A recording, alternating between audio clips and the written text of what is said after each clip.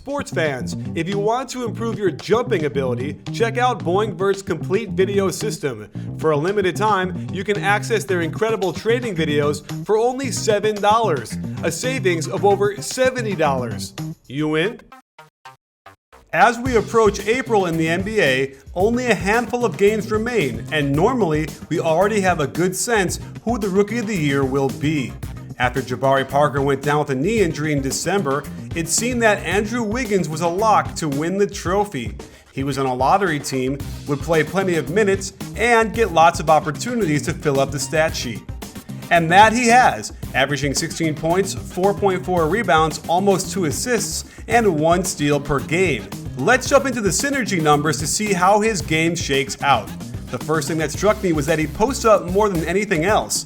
This is more a function of having an old school guy like Flip Saunders coaching, plus trying to take advantage of smaller shooting guards defending him. He performed around average, displays incredible quickness and good footwork. However, he's got problems posting on that right block, primarily because he is reluctant to go to his left. His defenders know this and have been sitting on that left shoulder turn. Next up is isolation, which is his second highest ranking at 61st percentile. Again, he favors going to his right way too much, making him easier to defend. It's a testament to his quickness and explosiveness that he can still score at the rim. He doesn't trust his jumper, and by the results so far, I can see why. But I have no doubt with his ability to make these types of shots, he'll improve. The spot up is next, where Wiggins struggled with his lowest rating among his top 4 categories. Many of his quick decision attacks off the catch end in very impressive results like this. His catch and shoot are a little below average, and when he tries to dribble before shooting, his effectiveness plummets as he tends to make these shots extra difficult with one too many dribbles into a step back. That brings us to Wiggins' best category, transition, something he should be doing a lot more. And with Ricky Rubio leading the break, it's clear to see why this pairing should be fun and exciting for years to come. Not many can match his speed and leaping ability, so it's up to Flip Saunders to figure out how to get him in the open court more. Now let's look at another promising rookie playing for the Orlando Magic. Elfrid Payton came out of tiny and unheralded Louisiana Lafayette as a player with tremendous quickness, fantastic defensive ability, and the inability to shoot the ball. And this has pretty much continued through his rookie year in the NBA. Looking at how his categories break out, we see that he runs pick and roll almost half the time and has struggled to get great results. The biggest issue is his lack of shooting, and you can see the whole defense just packs it in to stop this drive and to dare him to shoot the ball from anywhere outside 8 feet. However, one thing that stands out about Payton is his ability to grab rebounds, and he'll often grab his own miss and put it back, making up for his poor outside shooting. But until he can fix his mechanics and improve, teams will continue giving him the jumper. That said, he's got a good handle and can finish strong at the rim if he can get there. Next up is transition, where he struggled mightily to finish as the ball handler. His main issue seems to be with an over-reliance on the Euro step, which simply needs to be polished so he can finish with better balance and touch. However, notice that he's still a danger to grab the rebound and put it back in. Payton is able to isolate a little bit, and he's pretty balanced by which direction he drives in, indicating how comfortable he is with his left hand. This is his best rating, and he utilizes an explosive first step to get the defender in poor guarding position. He is much stronger finishing when going to his right, but I suspect this is all just a matter of practice and experience before he improves dramatically. And his worst category is the spot up, which we all knew about coming in. Because of his poor outside shooting, defenses give him an extra step, making his drives harder to finish as well. Here's a good example of his mechanics being way off as he brings the ball all the way to the side of his head, elbow bent way too far, and it becomes a heave. I also spoke with Ben Alamar, the director of analytics at ESPN, who wrote an interesting article explaining why Alfred Payton deserves to be Rookie of the Year. Elfrid is on a list that includes Chris Paul, Jason Kidd, and Nate McMillan. that's the list of people who have done what Elfrid's done this season. And, two of those guys were Rookie of the Year. So, because he has no name recognition and the Magic are terrible, and, they had one national TV game this year. Elfrid had a triple-double in that game. But, they don't get the attention. So, it may be too late to really have a serious conversation around him. A lot of people's minds are already made up. But at least his name will, to some extent, if we work together here, we can get his name out there a little bit more. Now, talk about the historical context of what Elfrid Payton is doing this year. You mentioned that he's one of a few players that have done certain things, but give us those numbers. What exactly has been so special about this year?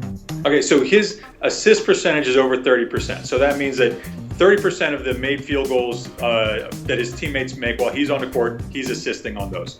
So that's the first cutoff. And that's, we expect point guards to do about that level. Though Damian Lillard has never hit 30% for a season.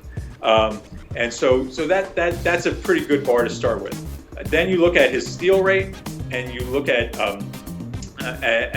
how he rebounds, and he's just it really slices the crop of rookies way down to just these four guys. Wow. So steal rate and assist rate, which obviously for his position are pretty vital, are the two things that he's doing really well. I suppose there are some detractors that might look at some things. What do you think that those things are about Elfrid Payton? Boy, he's a terrible shooter. I mean, there's no way around it. Shooting free throws is not his thing right now. Though, to be fair to him, he's improved. When you look at his free throw percentage and his general shooting percentage over the course of the season, they've gotten better. And I think over the last month, he's shot his 2-point shooting percentage is about the same as Wiggins over that the last month or so. And so he's not a great scorer, but we knew that going in. Like, you knew it from looking at his college numbers, they were historically bad when it comes to his free throw shooting. But they're getting better, and he does so much else. He has this huge positive impact when he's on the court for the Magic. A positive impact that Wiggins just doesn't have. What are you looking at as far as on and off? Are you looking at net rating? We're talking about Art Rapham. What are we looking at here? So what I look at is points per 100 possessions on offense and points per 100 possessions on defense. You have two terrible teams, and you have guys who, when they're on the court and off the court, Wiggins has a plus 5.5 overall, and Elfrid has plus 5.5 overall. Wiggins is net 0, and so that's a big difference. And then you look at some of the more advanced plus minus, real plus minus that we have at ESPN, and same story. Elfrid is head and shoulders above Wiggins.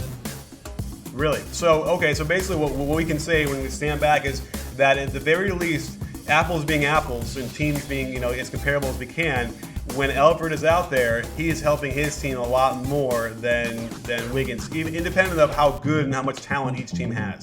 It sure looks that way, and there's every indication that we have about plus minus kinds of stats favor Elfrid significantly. When we look at the hard stats and the skill stats, really for what we expect them to do for the role they're supposed to play, Elfrid again is head and shoulders above. Since the roles of Payton and Wiggins are clearly much different, it isn't useful to look at Wiggins' assists as a measure. However, as a point guard, Payton's assist rate is important. He handles the ball very well with both hands and scans the floor with his head up at all times, looking for a teammate to get open.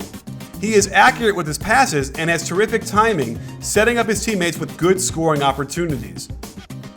It is clear that Payton is a much more disruptive force on the defensive end, both in the amount of steals he generates, but also with his rebounding. We showed that he'll often make up for a miss by stealing it back or grabbing the offensive board, but his overall rebounding percentage is much better than the taller Wiggins. He gets a lot of steals with his quick hands, and his floor vision is not only good for the offense, as he picks off passes with great anticipation, very rare for a rookie.